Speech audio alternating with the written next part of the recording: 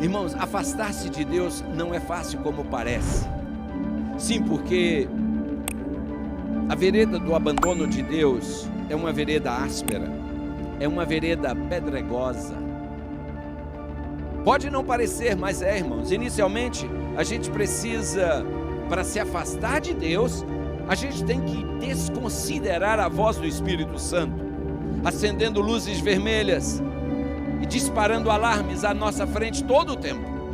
Então, para você se afastar de Deus, você tem que ignorar, desconsiderar a voz do Espírito Santo, o que não é fácil.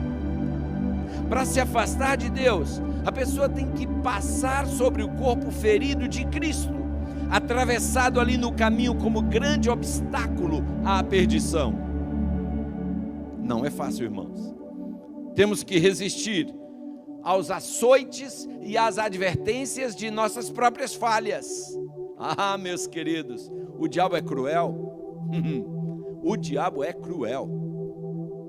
Eu comentava no estudo bíblico essa semana com uma família, quando eu trabalhei numa cidade do Brasil, onde há uma predominância de macumba, candomblé e tudo que relaciona-se com isso. Eu uma vez batizei uma senhora que era líder de um terreiro de macumba. E no dia do seu batismo, essa senhora chegou na igreja para se batizar com um vestido longo até embaixo, abotoado até o pescoço, até as mãos, toda coberta. E eu pensei, parece que a irmã levou o assunto da vestimenta, da modéstia cristã um pouco ao extremo. Pensei comigo, e não resisti à tentação. Eu disse, irmã, a senhora não se importa se eu te fizer uma pergunta? Por que a senhora está vestida desse jeito? Está parecendo uma freira. E ela disse, não, pastor, eu não me importo, eu posso te explicar. É que essa noite eu não dormi, eu passei a noite apanhando. E eu disse, como assim? Ela disse, pastor, o diabo me fez levitar, ele me fez flutuar da cama e passou a noite me batendo. Quer ver? E ela levantou a saia assim até quase ao joelho. Aqueles vergões vermelhos nas pernas. E ela me disse assim, pastor, todo o meu corpo está assim. Eu estou com vergonha de as pessoas verem, eu não quero ficar dando explicação a ninguém, por isso que eu estou vestida desse jeito. E ele me disse, pastor, que se eu entrar hoje no tanque batismal, ele me mata lá dentro. Mas eu disse a ele, me mate, mas eu não recuo. Irmãos, eu a batizei. Eu imagino a batalha espiritual que se travou naquela igreja, porque os anjos do bem mantiveram o diabo longe para não cumprir a promessa dele. E essa irmã se tornou uma fiel cristã. Depois, numa outra área dessa mesma cidade, numa cidadezinha chamada Portão, nós tivemos o privilégio de batizar uma outra chefe do candomblé. Ela tinha seu próprio terreiro de macumba. Ela tinha o seu próprio templo, onde ela fazia dinheiro com espiritismo, com toda aquela coisa envolvendo macumbaria. E, amados, aquela senhora saiu nos nichos, tirando um por um dos santos, entregando a um irmão nosso, chamado irmão Valdomiro. O irmão Valdomiro fez uma pilha com aquilo tudo, arranjou um pau e quebrou tudo. Nós batizamos aquela irmã. E aquele outrora templo de Satanás se tornou uma igreja adventista. Amados, o diabo é cruel com aqueles que se colocam a serviço dele. Mas ele é impotente quando se trata de um filho de Deus. Quando Deus permite a ele tocar em você, Deus só está permitindo para te fazer melhor, para me fazer melhor. Mas Deus só permite até onde Ele sabe que a gente aguenta. Afastar-se de Deus, queridos, não é fácil como parece. Em tudo que a gente faz, a gente tem que se deparar com o desafio da misericórdia divina que nos constrange, com a sua graça incompreensível. Você está se sentindo longe de Deus? Pois saiba que enquanto você desce por vales, enquanto você cruza desertos e se fere em espinhos, aquele que tem prazer na misericórdia está esperando que você caia em si e volte. Ele espera pacientemente, como ele é retratado esperando na parábola já mencionada em Lucas 15, a parábola do filho pródigo. No Brasil, houve um incêndio numa casa noturna na cidade de Santa Maria, no Rio Grande do Sul. Muitos jovens morreram.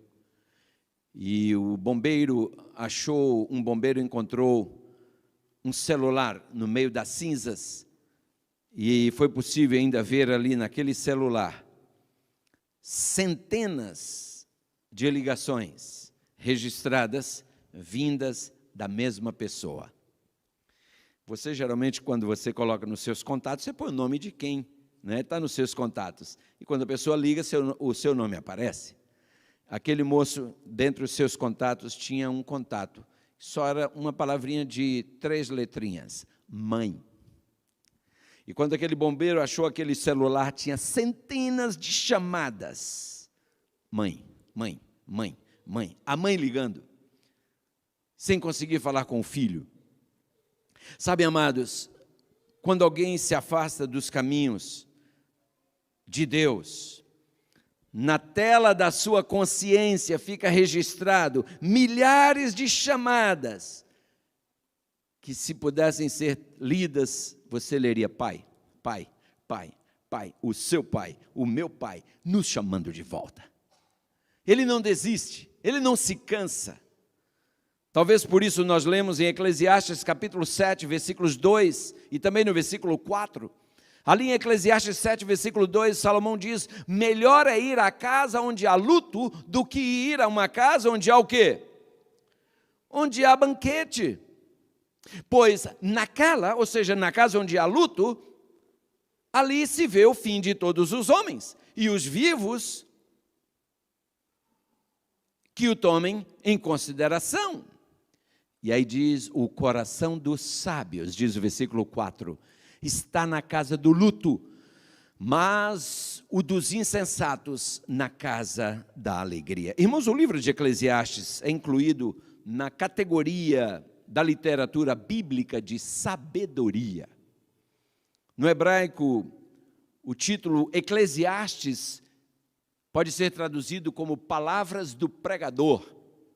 Interessante que o título em português é derivado do grego e, curiosamente, o termo Eclesiastes vem da mesma raiz da palavra grega eclésia, que é uma referência àquele que fala em uma assembleia, ou seja, um pregador. E Eclesiastes, então, representa uma visão realista, quase cruel da vida.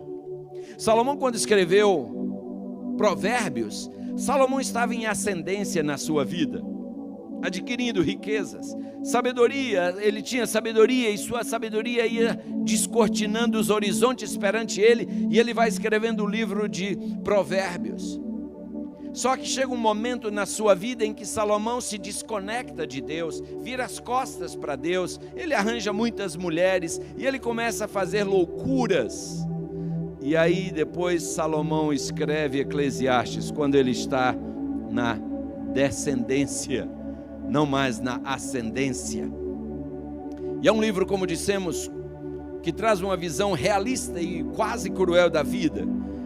E o apologista cristão contemporâneo Francis Schaeffer, ele observou que se tivesse 1 hora para falar alguém sobre Cristo, ele disse que falaria os primeiros 45 minutos sobre a ausência de significado de uma vida sem Deus. Queridos, uma vida sem Deus nem pode ser chamada de vida. Quem não tem Deus não vive, é um zumbi caminhando por aí, porque a vida não tem sentido sem Deus. E essa é precisamente a abordagem que Salomão faz no livro de Eclesiastes.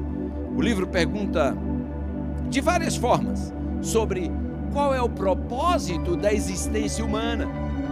Por exemplo, o que dá significado à vida? Salomão enfatiza nesse livro. se no fim todos morrem, qual é então a diferença entre a justiça e a impiedade? É um tema abordado por ele. E, irmãos, a seriedade com que esse tópico é tratado torna o livro de Eclesiastes relevante e sempre atual. Não é por acaso que a expressão debaixo do sol aparece cerca de 29 vezes nesse livro, indicando que, afinal, não existe qualquer esperança para o homem debaixo do sol. Irmãos, nossa esperança está muito além do sol. Amém?